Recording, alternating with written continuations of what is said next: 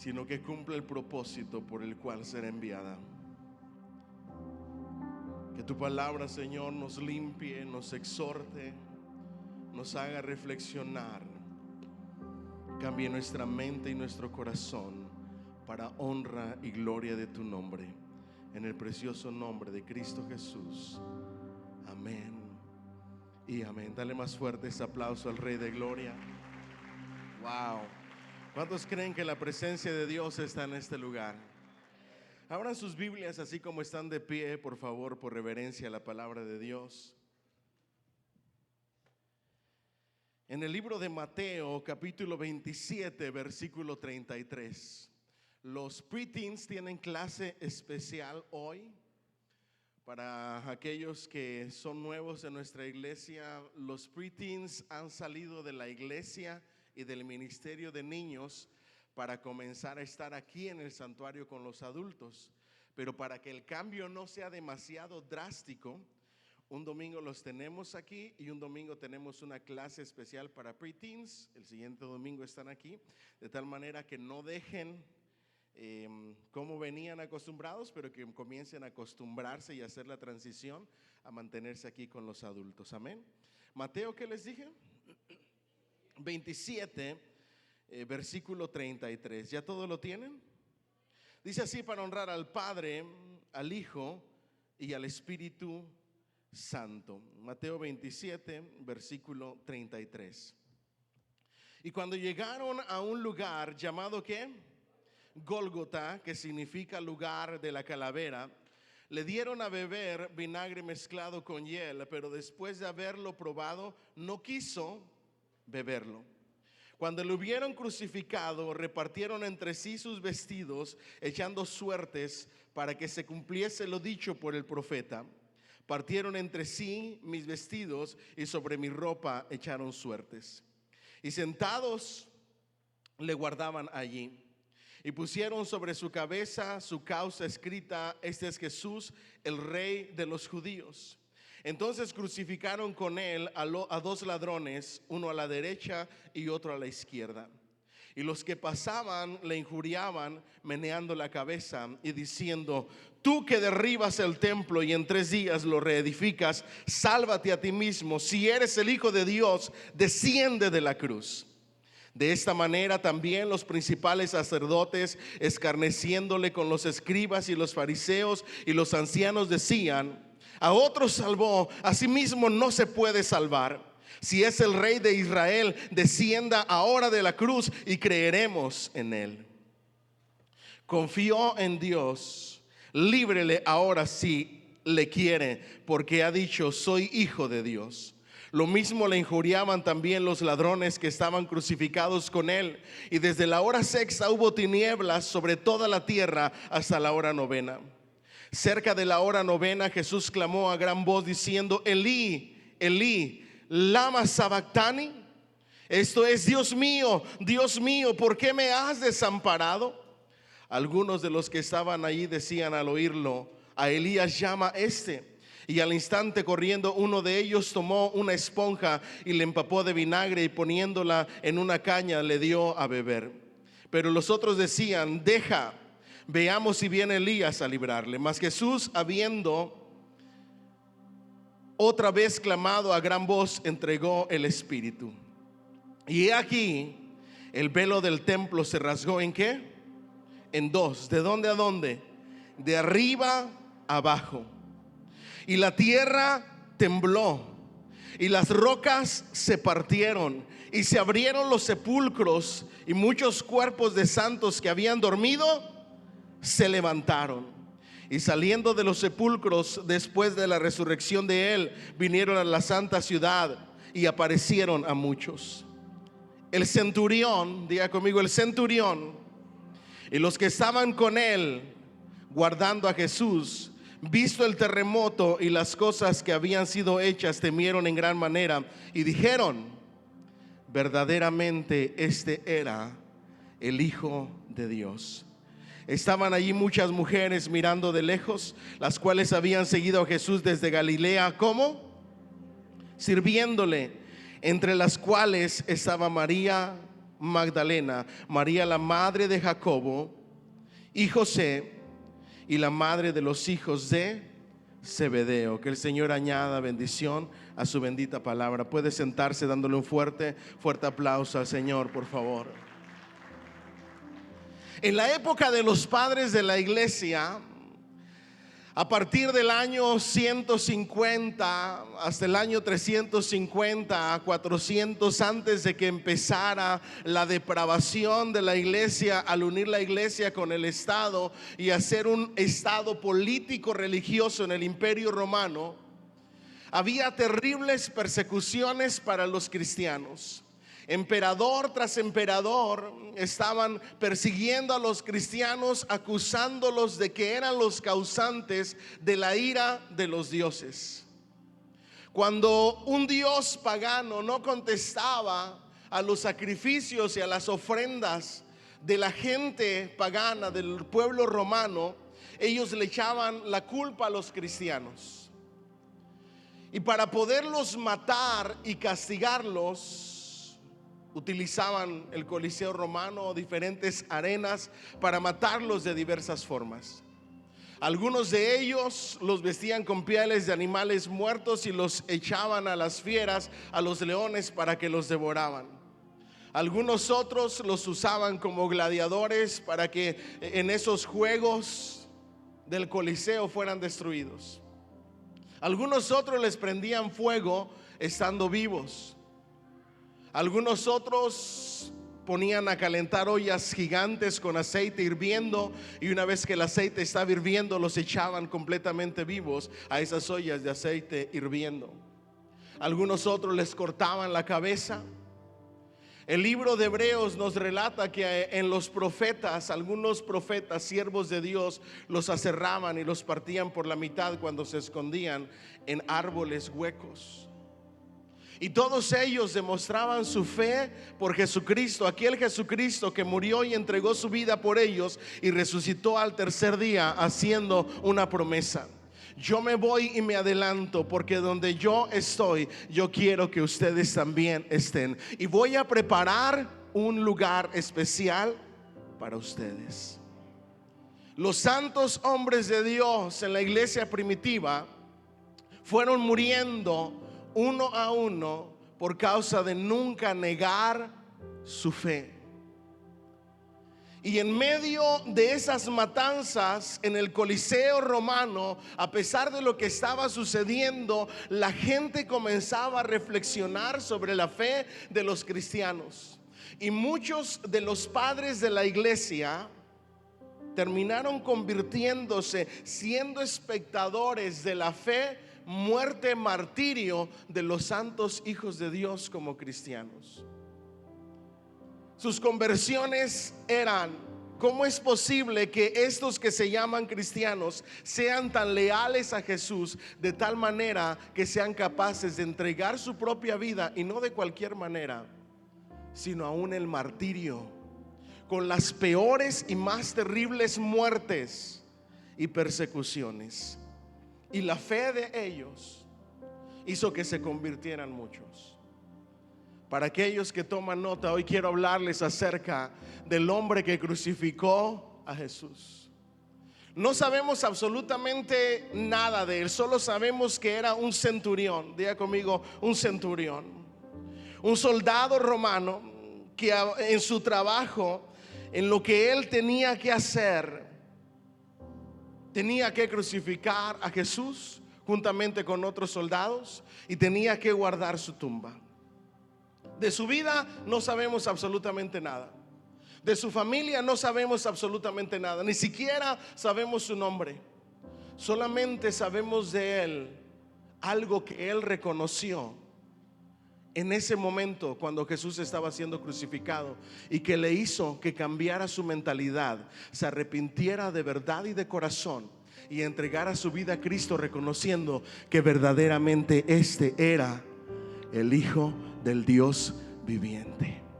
Una salvación de un soldado, de varios soldados, reconociendo el señorío de Jesús después de haberlo matado, después de haberlo crucificado.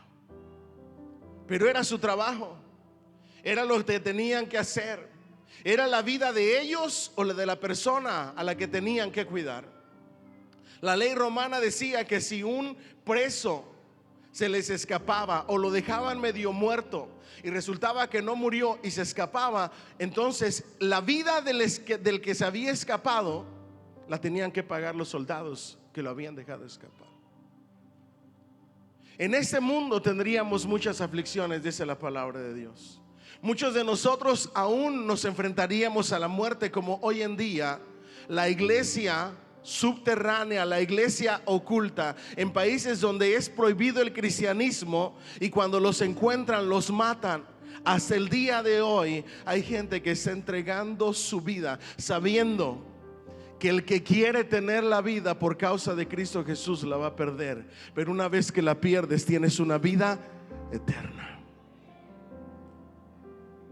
¿Cuántos han visto la película de Pablo, apóstol de Jesucristo? Levante la manita. Yo le he recomendado mucho. Hoy tiene noche de película. Diga conmigo, Movie Night. ¿Ok? ¿Qué película van a ver? Pablo, apóstol de Jesucristo. Hay una escena que me impactó. Lucas está en un coliseo romano, en el coliseo romano, y está animando a una mujer y a unos niños. Y les dice: no se preocupen, esta muerte será solamente momentánea.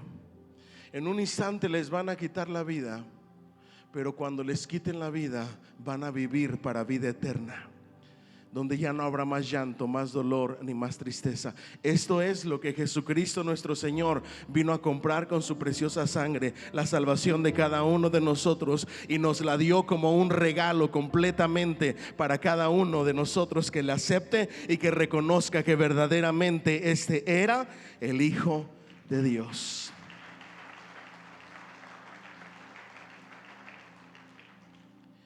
La historia de este centurión va a seguir a través de los siglos. Nosotros vemos estas palabras hoy que proclaman la conversión de este centurión, de este soldado. Él crucificó junto con esos soldados el respaldo del veredicto del mundo. La gente, a pesar de que Jesús solamente les había hecho bien, gritaban: crucifíquenlo, mátenlo. Al mismo Jesús que en la entrada a Jerusalén le gritaban hosana. Al mismo Jesús de quien habían recibido alimento de manera milagrosa en varias ocasiones. Al mismo Jesús que terminaba exhausto día tras día sanando sus enfermedades de personas que venían de regiones muy lejanas. A ese mismo Jesús que solamente les dio amor, hoy estaban gritándole: mátenlo, crucifíquenlo. ¿Por qué? Digan conmigo, ¿por qué? Por la influencia de una sociedad sin luz y sin esperanza. Esa misma gente que gritaba crucifícanlo se había dejado influenciar por los escribas y los fariseos y los religiosos que le tenían odio a Jesús.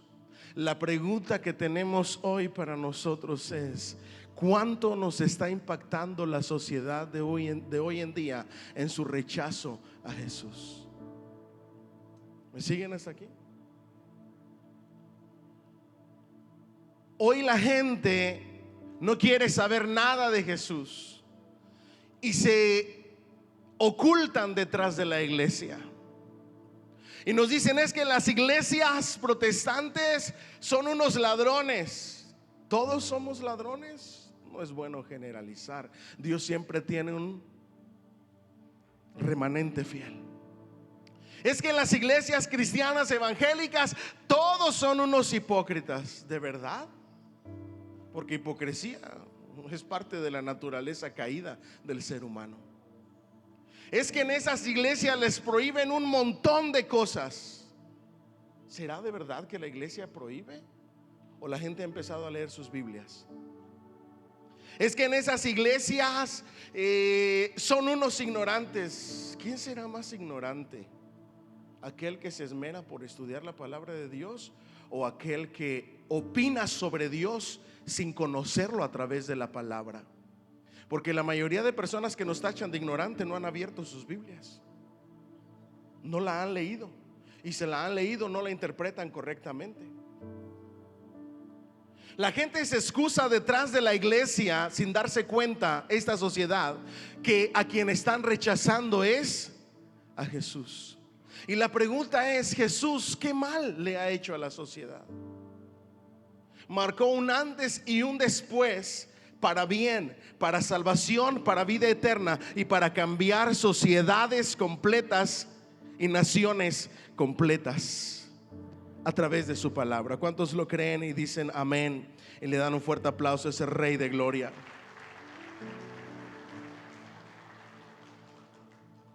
Número 2, al considerar a Cristo, este centurión nunca había visto a nadie igual. Diga conmigo: nunca había visto a alguien, no, pero con ganas, nunca había visto a alguien con tal personalidad.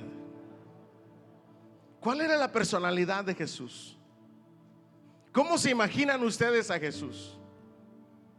Porque hay gente que se lo imagina y se comportan como ellos, así todo el tiempo serio, serio. Ahora, una persona enojona, de mal humor, serio, no es amada por los niños. Y dice la palabra de Dios que los niños venían a él por montones. Y los discípulos decían: alejen a los niños de aquí. Y él decía: no, dejen que los niños vengan a mí y no se los impidan, porque de los tales es el reino de los cielos. Y no solamente los atraía, sino que los bendecía. ¿Se imaginan la personalidad de Jesús?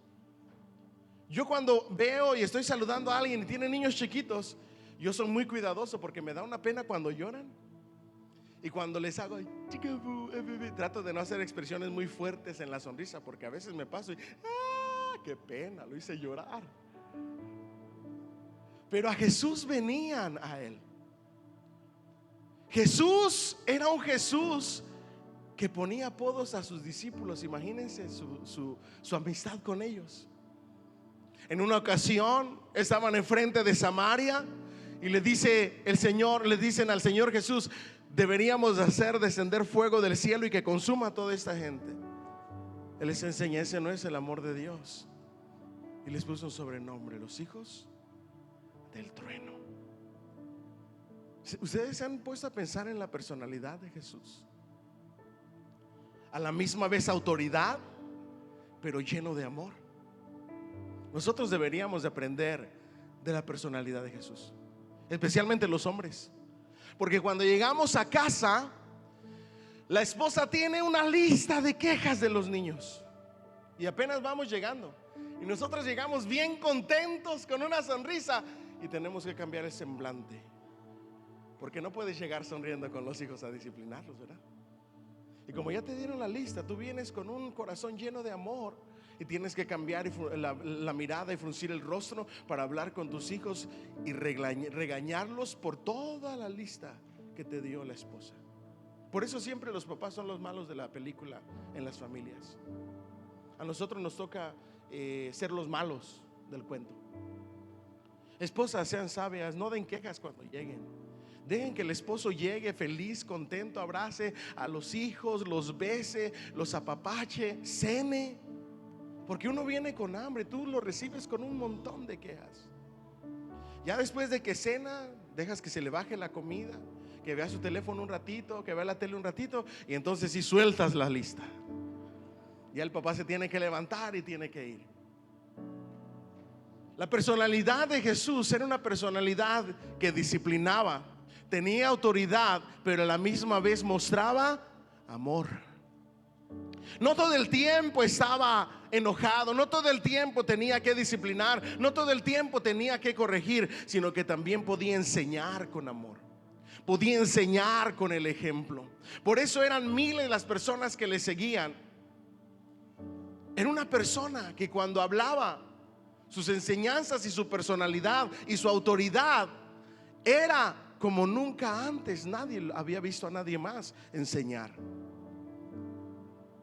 Estos soldados habían visto la personalidad de Jesús cuando lo llevaron de un gobernante a otro en su juicio.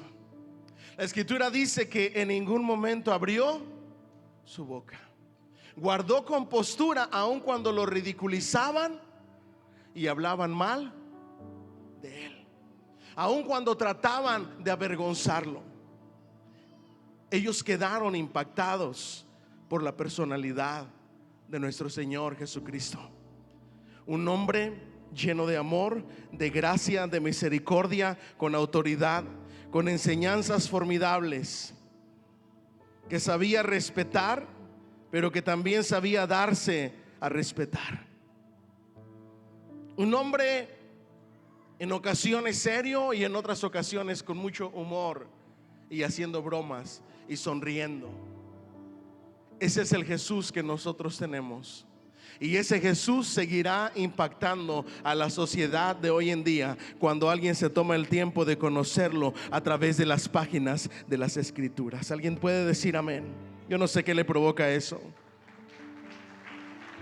Ahora, si yo le preguntara a ustedes ¿qué te impactó de Jesús al venir a sus pies?, ustedes me responderían una de estas tres mismas cosas que le estoy enseñando. Algunos dirían, al descubrir al Jesús de amor, su personalidad, su misericordia, su gracia, fue lo que me atrajo a través de la Escritura cuando comencé a conocerlo.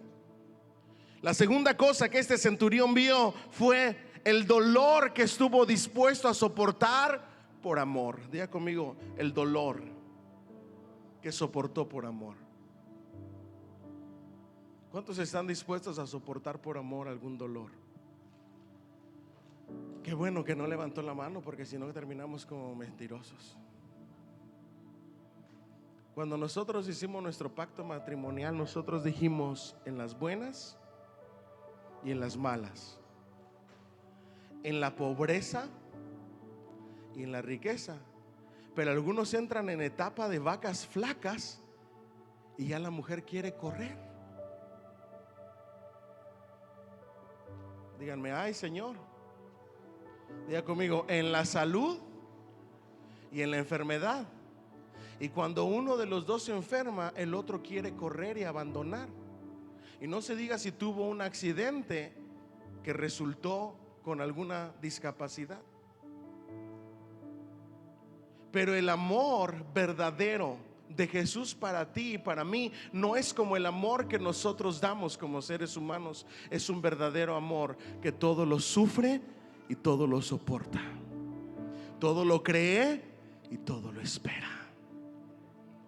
El dolor que Él soportó fue desde físico hasta emocional, y lo hizo y lo soportó por amor a ti. Y eso fue lo que le impactó a este centurión. Primero, la vergüenza. Diga conmigo, la vergüenza. Dice que le quitaron sus vestiduras. Yo no sé si ustedes sabían, pero el paño que le ponen en los genitales a Jesús, ese no estaba ahí. Eso se lo puso el pintor por decoro en las pinturas del Jesús crucificado. Cuando crucificaron a Jesús, lo crucificaron completamente desnudo, cumpliendo la profecía del Génesis. Él llevó nuestra vergüenza y quitó nuestra vergüenza y nos vistió con su justicia, con su misericordia y con su amor. Esa misma desnudez que descubrieron en el huerto del Edén y esa vergüenza, el Señor mismo la llevó en su sacrificio en la cruz del Calvario, para que tú y yo pudiéramos acercarnos confiadamente ante el trono de la gracia de Dios y encontrar gracia para el oportuno socorro. La Escritura dice que llegaron a un lugar llamado Gólgota, que significa la calavera. No era cualquier lugar, no era una montaña como vemos en las películas. Era a la orilla de una calzada romana donde crucificaban a las personas, a la orilla de una carretera bien transitada, porque el Imperio Romano quería dar a entender y a conocer que eso era lo que les esperaba a aquellos que se metían con el mayor imperio de aquel momento. A los cristianos que mataban y los ponían como antorchas, no crea que simplemente los quemaban. los ponían en las esquinas de las calzadas romanas, de las carreteras romanas, los empalaban, los ponían en un palo, en una estaca, y luego les prendían fuego para que alumbraran las calzadas romanas, los caminos romanos, a la vista de todo el mundo. El centurión fue impactado por el dolor.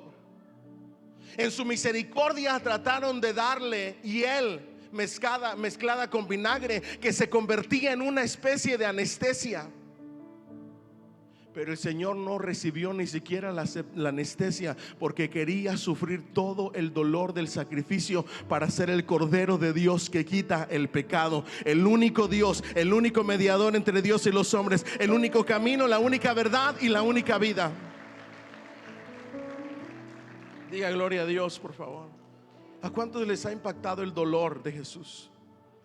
Lo que Él estuvo dispuesto a soportar por amor a nosotros.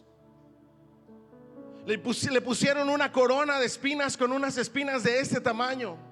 Se las incrustaron en su cabeza, en su cráneo. Lo golpearon con esas herramientas romanas y desgarraron su piel. Lo humillaron, se burlaron de Él y no abrió su boca. Diga conmigo, dolor físico. Número 2, diga conmigo, dolor emocional. ¿Cuándo ustedes escuchan en el juicio y la crucifixión de nuestro Señor Jesucristo clamar a gran voz? Solo en una vez. En toda la crucifixión ustedes lo ven guardando silencio, sin abrir su boca, con pocas palabras. Tú lo has dicho. Pero hubo un momento que clamó a gran voz desde sus entrañas y dijo: Señor, Señor, Padre, Padre, ¿por qué me has desamparado?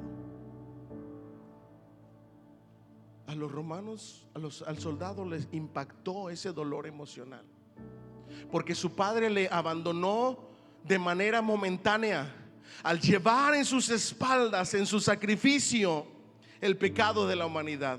Dios el Padre en su santidad se separó de manera momentánea de Él, cuando nunca había existido esa separación. Y Él clamó a gran voz: Padre, Padre, ¿por qué me has desamparado? Porque Isaías escribió que Él sufrió nuestros dolores, el castigo de nuestra paz fue sobre Él, y por sus llagas hemos sido nosotros curados. Cumplió una profecía de una promesa que le dio a Moisés. Moisés en una ocasión le dijo a Dios el Padre: muéstrame tu rostro. Y el Señor le contestó: nadie quien haya visto mi rostro puede vivir para contarlo. Así es que voy a pasar, pero no vas a ver mi rostro, vas a ver mis espaldas. Eso es una tipología del sacrificio de nuestro Señor Jesucristo. Él en sus espaldas llevó el pecado de la humanidad, y cuando Él cargaba el pecado de la humanidad, en ese momento el Padre en su santidad lo abandonó de manera temporal y momentánea, y sufrió uno de los dolores emocionales más terribles: la separación con el Padre. Y eso le impactó a ese centurión para poder clamar y decir, para poder exclamar y decir: verdaderamente este era el Hijo de Dios. Y número 3, diga conmigo, el poder de Jesús. ¿A cuánto les impacta el poder de Jesús? Yo le hubiera dado una ofrenda de palmas a ese Rey maravilloso. El poder de Jesús, diga conmigo, el poder de Jesús. Nosotros vemos algo que le llamamos en teología, diga conmigo, los milagros del Calvario. Y nosotros vemos ese relato. Lo primero es que ellos decían: danos una señal. ¿Se recuerdan cuando ellos decían, los escribas y los fariseos: danos señal de que eres el Hijo de Dios? ¿Qué más señales quieres que esto que está sucediendo? Dice la Escritura que dice versículo 51: y he aquí el velo del templo se rasgó en dos, de arriba abajo. Ahora, ¿me están prestando atención? Toca al que está a tu lado y le presta mucha atención. Yo tengo aquí una regla cortada a 10 centímetros. ¿La pueden ver o no? Mateo escribe y dice que el velo del templo se rasgó ¿en qué? En dos, de abajo hacia arriba, de arriba abajo. ¿Por qué explica o especifica de arriba abajo? Bueno, ustedes tienen que saber que de acuerdo a la historia, el historiador Josefo, y de acuerdo al libro de Éxodo y todo lo que los judíos hacían, ustedes tienen que saber que el espesor o el grosor de la tela del templo tenía 10 centímetros de grosor. ¿Me siguen hasta aquí? Si yo les doy una tela con apenas 3 centímetros, ustedes no la pueden rasgar en dos. Necesitan tijeras. ¿Se imaginan una tela que tiene de grosor 10 centímetros? Ahora, no solamente tenía 10 centímetros. De hecho, la historia cuenta que si tú ponías 2 caballos, uno a un extremo del velo y otro al otro extremo, y los echabas a correr para poder romper la tela, no podían romper la tela. 2 caballos.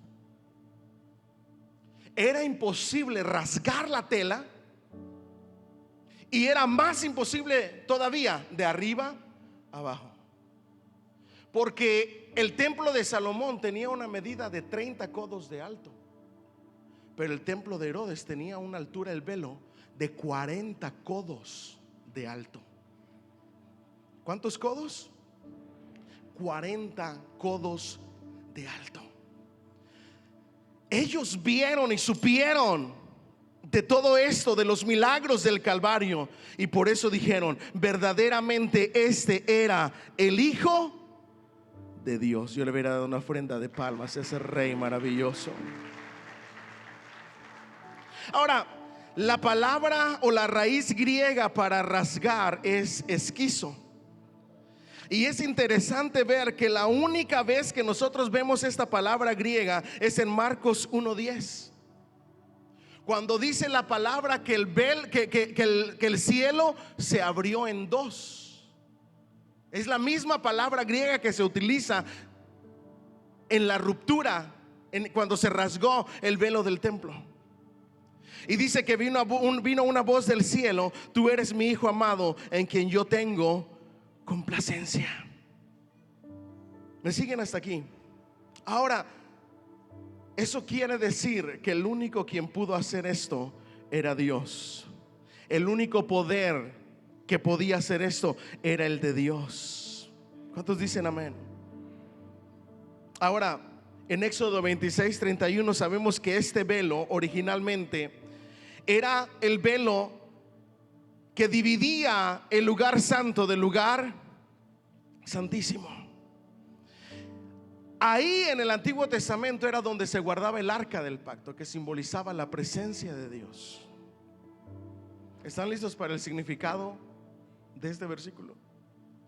Cuando Dios, el único que puede rasgar por la altura de 40 codos, espesor de 10 centímetros, palabra griega de rasgar como abrir el cielo, hablando del único que puede hacerlo, que es el poder de Dios, abre y quita ese velo para que el escritor de Hebreos nos diga: ahora podemos acercarnos confiadamente ante el trono de la gracia y disfrutar de la misma presencia de Dios a través de la gracia de Jesucristo.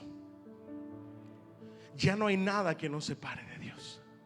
Ya no es una vez al año que vas a entrar a la presencia de Dios. Ahora puedes entrar a la presencia de Dios en el momento en que tú abras tu corazón y lo dispongas y vayas delante de Él al lugar secreto y encontrarte con Él. Wow.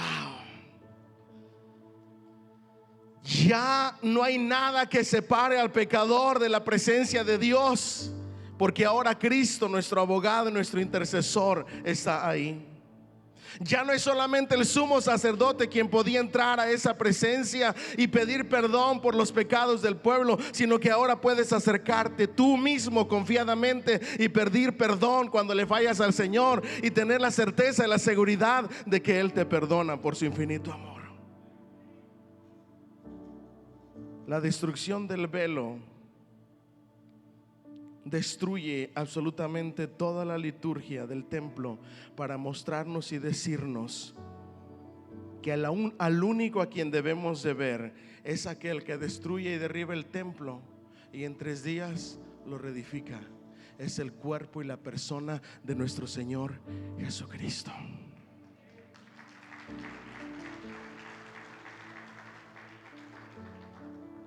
¿Qué significa esto? Que Jesús es nuestro sumo sacerdote, que Jesús es nuestro sacrificio y que por la obra de Jesús podemos acercarnos directamente a Dios el Padre. ¿Me dicen amén? ¿Qué más vemos en la palabra de Dios? Y la tierra tembló y las rocas se partieron. Diga conmigo, un gran terremoto. Pero el gran terremoto vino acompañado de algo más.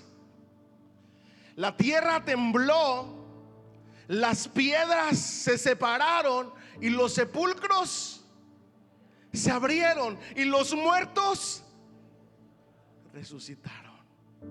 Les tengo una gran noticia. Ustedes y yo somos un montón de muertos resucitados espiritualmente por causa de Cristo Jesús.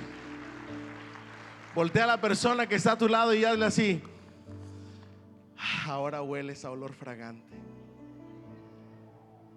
porque estás vivo espiritualmente. Antes lo único que nos caracterizaba era el olor a putrefacción, era el olor a descomposición, era el olor a muertos en el pecado, era el olor a la suciedad del pecado. Pero cuando venimos a Cristo, Él nos limpia de todo pecado y nos da salvación y vida eterna a través de Cristo Jesús. Y ahora somos muertos que resucitamos por la causa de Cristo. Aunque esa resurrección fue literal, nos habla de que el que cree en Cristo tiene la vida, pero el que rehúsa creer en Cristo, la ira de Dios está sobre de él, dice la Escritura. Los sepulcros se abrieron y muchos cuerpos de santos que habían dormido se levantaron. Diga conmigo: el cumplimiento parcial de una promesa. Pablo escribe a los tesalonicenses y dice: los muertos en Cristo resucitarán primero, luego nosotros los que hayamos quedado seremos arrebatados. Diga conmigo: zarpazo. La palabra griega para arrebatados es zarpazo y significa vamos a ser tomados con violencia por Dios. Seremos arrebatados en un instante, en un abrir y cerrar de ojos, literalmente en un parpadeo. La palabra abrir y cerrar de ojos en griego es átomos, que significa parpadeo. En un instante, en un parpadeo, seremos arrebatados para reunirnos con el Señor en el aire. Y esto mortal será vestido de inmortalidad, y esto lleno de corrupción será vestido de incorruptibilidad, para poder ver al Señor Jesús cara a cara, tal y como Él es. ¿Cuántos esperan esa promesa? ¿Cuántos esperan ese momento impresionante? ¿Qué estaba haciendo el poder de Dios, el poder de Cristo? Nos estaba diciendo: les voy a dar una demostración parcial de mi poder para que crean que los muertos en Cristo van a resucitar y que los que hayan quedado se van a reunir conmigo, porque Él vive, Él es real, Él existe y está a la diestra del Dios el Padre. ¿Alguien dice amén? Vinieron a la santa ciudad, pero ¿quiénes resucitaron? Diga conmigo: los santos. Vinieron a la santa ciudad y aparecieron a muchos. ¿Te imaginas que tu tío muerto llegue tocando la puerta y diga: hey, ¿cómo han estado? ¿Cuánto tiempo? Dice que se le aparecieron no a pocos, sino a muchos. Wow. Eso también podemos aplicarlo a la vida diaria. Diga conmigo: los resucitados se le tienen que aparecer a muchos y darles testimonio de aquel que les dio la vida. Eso nos habla de la evangelización. Pero aquí hay muchos resucitados que todavía están en sus sepulcros. Nomás están asombrados del poder de Dios. No lo puedo creer, estoy vivo. Y ahí se quedaron. No fueron a mostrársele a muchos lo que el poder de Dios ha hecho. Y ese no es el plan de Dios. El plan de Dios para sus hijos es que tengamos el poder para hacer luz y para hacer sal. ¿Me dicen amén? El que tiene vida nueva tiene que ir y mostrarse a otros y hablarles del poder dador de vida y transformador de Cristo Jesús, Señor nuestro. Hazlo más fuerte al Señor.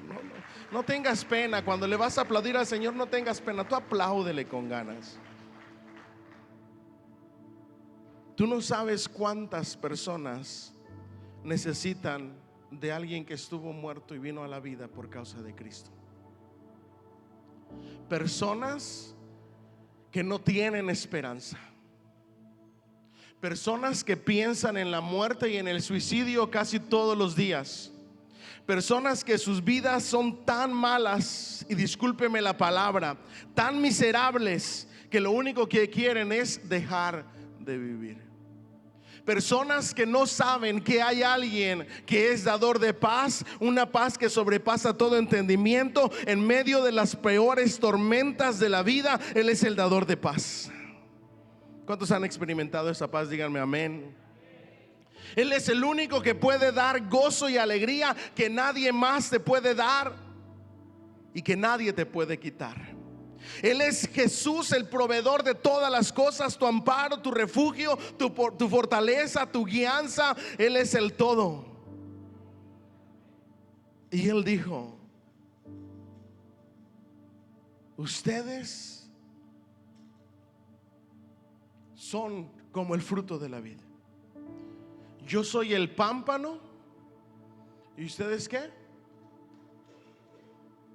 Y el pámpano que no dé fruto no sirve para nada. El centurión vino a los pies de Jesús. La pregunta es: ¿qué pasó después? Dile al que está a tu lado: ¿qué pasó después? Yo les hago esa pregunta: ¿qué creen ustedes que pasó después? Porque ya vimos que dijo verdaderamente ser el Hijo de Dios, y se arrepintió y vino a los pies de Cristo. Cierro con esto. Mujeres, ¿están listas? Déjenme les doy una estadística actual. Hoy en día se han hecho estudios y estadísticas y las cosas están cambiando. Mujeres, ¿están listas? Esto que les voy a decir es terrible. Hace 5 años atrás, las estadísticas decían que la mujer era más sensible a la palabra de Dios, venían primero a los pies de Cristo que los hombres, y servían al Señor más que los hombres. Las estadísticas actuales dicen que hoy las mujeres se rehúsan más a venir a los pies de Cristo, que las mujeres, los índices de servicio de las mujeres son menos que el de los hombres, y los papeles están cambiando. Y eso es terrible, porque el ejemplo del hogar para todo lo que es la vida cristiana, ¿quién es? La mamá. Si la mamá sirve, los hijos sirven. Si la mamá levanta las manitas, ¿qué van a hacer los hijos mientras adoran? Van a levantar. Ellos son imitadores mayormente de la mamá, porque mamá los está criando y mamá pasa mayor tiempo con ellos para que puedan ser un reflejo de mamá. Aquí en el versículo 55 todavía no había estas estadísticas, y dice así: estaban ahí, ¿cuántas mujeres? ¿Cuántas? Muchas mujeres. Diga conmigo: muchas mujeres. mirando de lejos, las cuales habían seguido a Jesús desde Galilea. ¿Haciendo qué? Diga conmigo, seguir y servir van de la mano.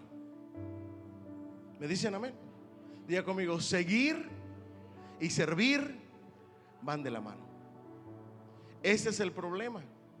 Queremos venir a los pies de Cristo, estar en una iglesia, decir que somos seguidores de Cristo, pero no servirle.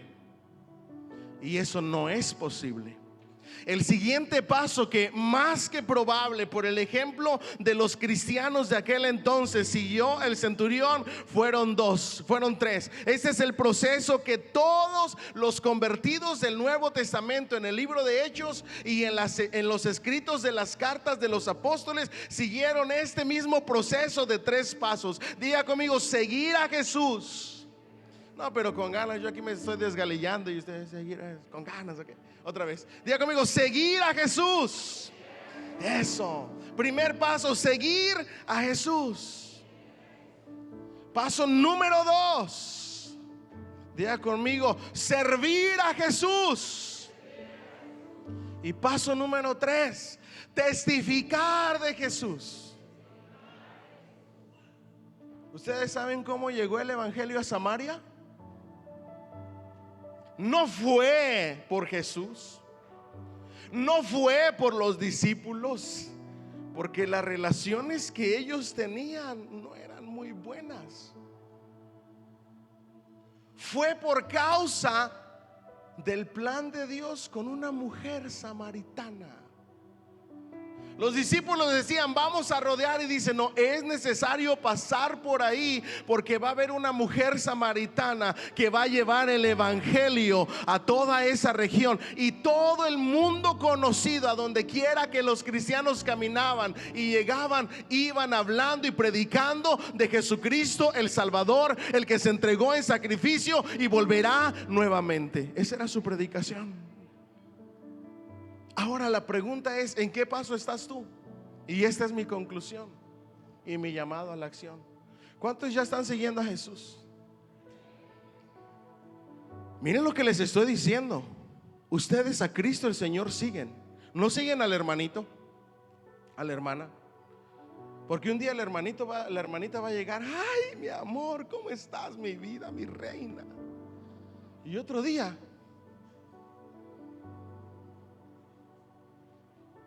ni te va a querer saludar. ¿Por qué? Porque ya te odió de un día a otro. No, porque tuvo un día malo. Y eso es lo que no somos capaces de entender. Cuando yo vengo con Bianca y la saludo así, lo que Bianca debería de hacer después de que la saludé en la tarde es decir, hermanita, ¿estás bien? ¿Hay algo en lo que pueda orar por ti? Te noté triste, te noté enojada, te noté molesta. Hasta tu forma de saludarme era diferente. Siempre me saludas con una alegría y con un amor. ¿Estás pasando por algo? ¿Hay algo en lo que pueda apoyarte? No es hablar mal de ella y decir, ay, no, mira ya, cómo anda, no, esa que. No, porque todos podemos tener un mal día. La actitud y las acciones de los hermanos no deben de hacer una diferencia en tu vida cristiana y espiritual, porque a quien tú sigues es a Cristo Jesús, no a los hombres. ¿Alguien dice amén y le da un fuerte aplauso al Señor? ¿A quién siguen? ¿A los hermanos o a Jesús? ¿O siguen a los pastores? Si tú te alejas de Dios por las acciones de los pastores, no estás siguiendo a Jesús, estás siguiendo al pastor. Cuando una iglesia se acaba porque terminó el ministerio del pastor, la iglesia no estaba siguiendo a Jesús, estaba siguiendo a una persona, a un hombre. Por eso Dios no lo quiera. Si a mí me llega a pasar algo y la iglesia se acaba, no los discipulé ni les enseñé bien, porque ustedes son la iglesia de Cristo y todos juntos a Cristo el Señor seguimos. Puesto los ojos en Jesús, el autor y consumador. Ay, Dios mío bendito, a ver cómo lo hacemos para caminar para allá. Puesto los ojos en Jesús, el autor y consumador de nuestra fe. Por último, paso número 1, ¿en qué paso vas? ¿Sigues a Jesús? Número 2, diga conmigo, servir a Jesús. ¿Cuántos están sirviendo ya a Jesús? Porque había mujeres que le habían servido. No, pastor, es que no tengo tiempo, me la paso demasiado atareado, demasiado atareada, demasiado ocupado, demasiado ocupada. Haz tiempo y dale prioridad a tu Cristo Jesús, quien te salvó, y sírvele. Tiempo no hay, el tiempo se hace. El tiempo no hay, el tiempo se separa. Y se separa a lo que le das prioridad de manera intencional. ¿Alguien dice amén? Diga conmigo, servir a Jesús. Amén. Y paso número, ¿en qué paso van? No, pero ustedes personalmente en su vida cristiana. Si tú estás en el paso 1, te invitamos a la clase 301 o la clase 101 para que pases al paso 2. Y paso número 3, diga conmigo, decir a otros de Cristo. Tienes que presentarte a otros y hablarles a otros de este Jesús. ¿A cuántos les hablaste de Cristo esta semana que pasó? Bueno, no esta semana que pasó, en estos últimos 15 días, en estas 2 semanas. Bueno, para que vean que soy buena gente, en este mes, ¿a quién le hablaste de Jesús? Ni a tu primo con el que hablas todos los días le has hablado de Jesús. Va camino al infierno y tú ni te acongojas, relajado. Como que tú no piensas que esa persona con la que tú hablas, con la que compartes, va camino al infierno, porque no conoce a un Salvador que es Cristo el Señor. ¿Me siguen hasta aquí? ¿En qué paso vas? ¿En el 1? Ya algunos de ustedes están en el 2. Quizá te hace falta ir al 3. No, pastores, que si yo en mi familia hablo de Cristo, se arma el problema, el revolú, se arruina la reunión y quedamos, se enojan conmigo. Entonces, para que no se enojen contigo, que se vayan al infierno por la eternidad. Yo prefiero perder un familiar predicándole la verdad y que nunca me hable, pero que cuando esté en esos últimos momentos se acuerde de lo que yo le prediqué y tenga vida eterna, a dejar que se vaya al infierno nada más para que no se enoje conmigo. Esto es cuestión de vida o muerte. Esto es cuestión de la eternidad. Diga conmigo, seguir a Jesús, servir a Jesús y dar a conocer o testificar de Jesús. Póngase de pie si es tan amable, por favor. Cierre sus ojos un momentito. Este centurión romano, no sabemos mucho de él, pero esas palabras hicieron eco en la historia del cristianismo. Al ver la personalidad de Jesús, el dolor de Jesús, el poder de Jesús, reconoció que verdaderamente este era el Hijo de Dios. Al ver los milagros de la cruz, es muy probable que así como esas mujeres que lo miraban de lejos, que habían servido a Jesús, este centurión hubiera seguido los mismos pasos de los cristianos en aquel momento. Seguir a Jesús, servir a Jesús y predicar de Jesús, hablar de Jesús, testificar de Jesús, evangelizar.